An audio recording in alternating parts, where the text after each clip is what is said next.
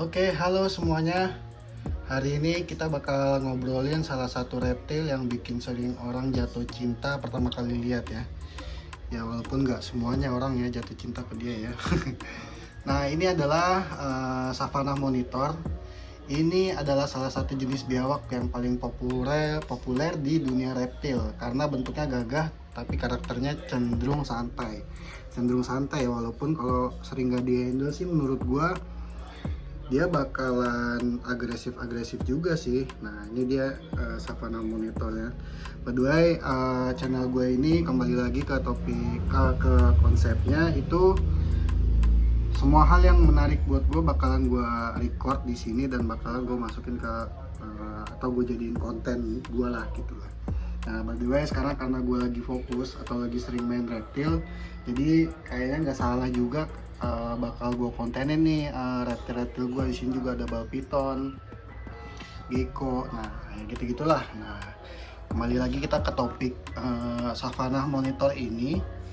Asal dan habitat Savannah monitor ini atau Varanus exanthematicus ya kalau nggak salah namanya, berasal dari daerah sabana Afrika Barat sampai Afrika Timur. Nah habitat mereka itu panas, kering, dan banyak area tanah gembur buat nguburin diri karena dia suka nguburin diri. By the way, gue juga sering lihat dia tuh gali-gali substrat di sini, makanya gue kasih substrat biar dia bisa ngegali-gali gitu.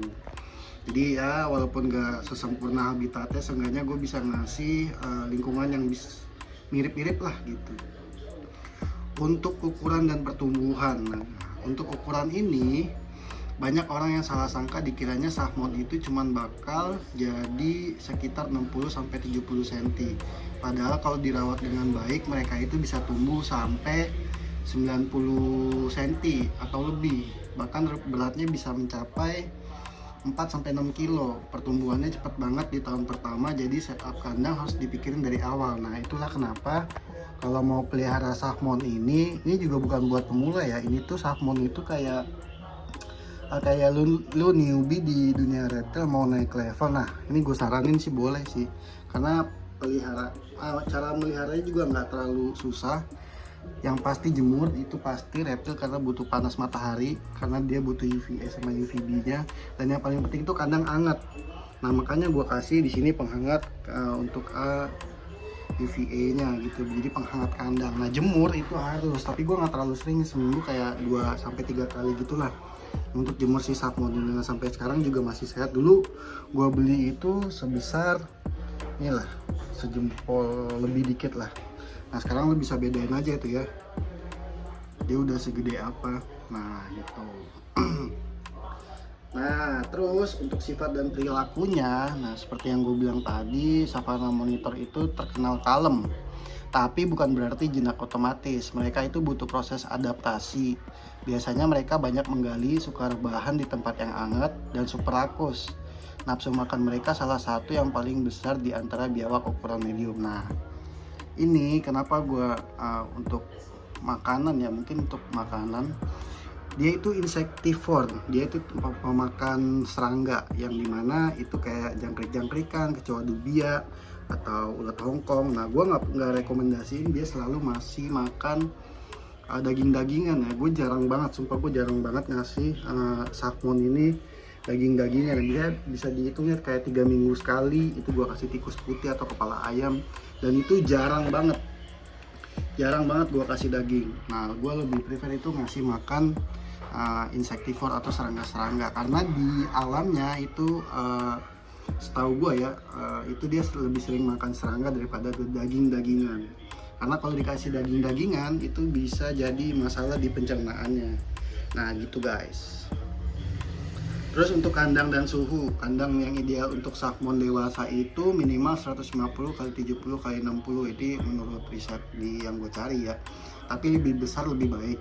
Nah, suhu di dalamnya itu bisa sampai 40-50, emang tinggi sih sebenarnya. Nah, tapi kalau untuk di sini karena cuaca gue di sini udah panas ya, jadi gue kasih lampu ini di sini udah lumayan. Di sini dalam ini itu bisa sampai 40-an atau 35 ke atas lah. Nah makanya gua kasih lampu penghangat ini gitu. Nah itu bisa dicarilah di toko-toko online, dan sekarang itu gampang banget dapetinnya. Terus itu juga untuk kandang itu gua kasih di sini spot hangat. Nah di sini untuk spot dinginnya. Jadi kalau dia kepanasan di sini ya, nah dia tuh biasanya berendam atau dia ngadem di sini nih gitu. Makanya jangan semuanya merata panas ya. Nah itu guys.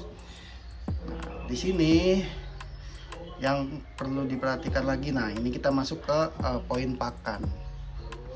Banyak yang hal penting di sini nih. Banyak orang pelihara salmon jadi obesitas karena salah pakan. Pakan harus didominasi serangga berprotein, tuh harus di serangga berprotein tinggi, diberikan secara terkontrol. Makanan idealnya itu adalah dubia, jangkrik atau superworm atau serangga-serangga lainnya. Tikus bisa dijadikan treat, bukan makanan utama. Nah telur sesekali. Nah ya gue sering juga tuh beberapa, kalau misalnya 2-3 minggu atau 2 minggu sekali itu gue suka ngasih telur puyuh yang udah direbus ya guys. Nah udah direbus, jadi gue rebus itu telurnya dulu, gue kasih bulat-bulat tuh, nanti dia yang makan. Nah itu gue lakuin juga nggak setiap hari. Jadi gue ngasih makan dia itu, kalau serangga itu gue kasih makan 2 atau 3 hari sekali. Gue kasih serangga yang banyak banget ya, maksudnya nggak banyak juga ya, secukupnya lah gitu, jangan terlalu gendut juga gitu, karena nggak baik juga buat kesehatan si salmonnya. Nah itu terus telur itu palingan gue kasih kayak 2 minggu sekali, atau tikus putih gue kasih 3 minggu sekali gitu-gitu guys. Jadi nggak terlalu sering, gue pengen dia sehat terus juga umurnya panjang ya nggak guys. Tuh dia juga nggak terlalu gemuk, kita bisa lihat dari ekornya itu, kalau obesitas tuh ketahuan guys, tuh bakalan gemuk banget. Nah kalau ini kan proporsional ya, tuh dia masih bisa diri. Nah gitu guys, nih by the way habis makan ya, jadi perutnya gendut banget. Nah gitu guys, nah gua kasih makannya kecoa dubia gitu guys, atau jangkrik-jangkrikan juga. Terus handling, nah handling kalau mau jinak itu sabar adalah kuncinya guys.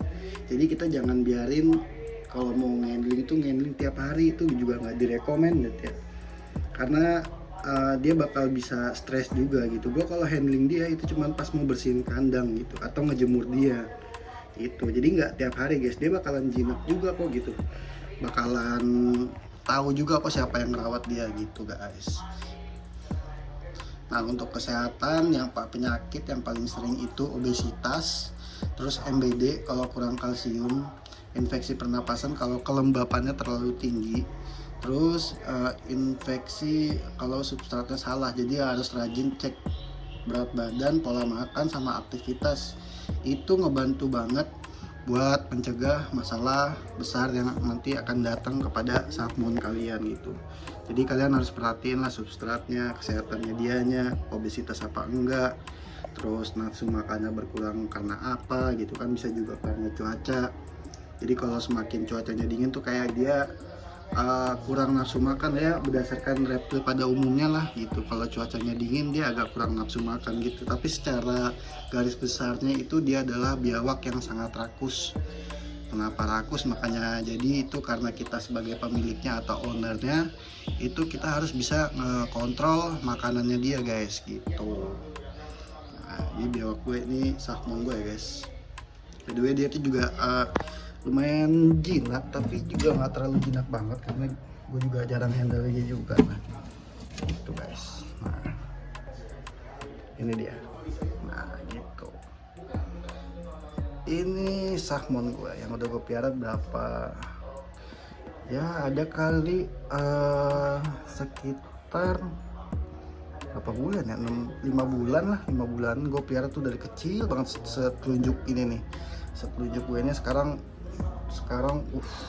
wow, kukunya tajam banget ya, by the way nggak pernah gue potong, karena ini aja jarang gue handle aja bisa di handling kayak gini gitu guys. Jadi seminggu itu belum tentu gue handle, jadi kadang gue taruh aja di jemuran, ada tempat jemurannya, tempat buat dia berjemur. Nah seminggu itu bisa ya, paling 2 atau 3 kali jemur gitu. Jadi perawatannya nggak terlalu sulit gitu guys. Ini gue taruh dulu. Ini dia tuh tampak dari atasnya guys ya. Nah, ini adalah Savannah Monitor ya. Oke, jadi Savannah monitor itu reptil yang keren banget menurut gua. Tapi bukan hewan yang bisa dipelihara sembarangan. Terus juga mereka butuh panas yang tinggi, makanannya harus terkontrol juga. Kandangnya juga siapin yang besar gitu. Ini by the way juga nanti gue bakalan nyiapin kandang dia yang lebih proper lagi.